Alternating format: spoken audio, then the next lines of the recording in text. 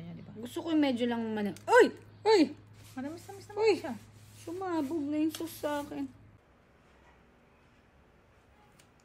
Good morning, guys! Today we have steamed cream dory and meron tayo ditong chop suey on repeat.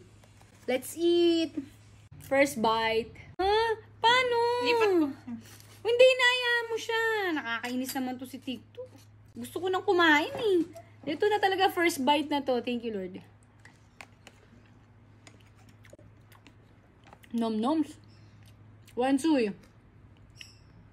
Ang lasa. Lasang fish naman.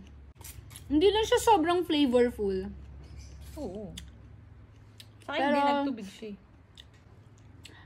Sabi niya consuming substances featured in this live could harm your health. So, yung foil nga.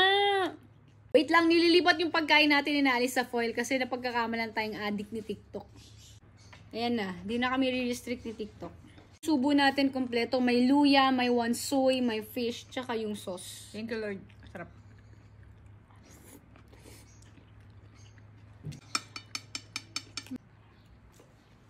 Ito na yung gayabano.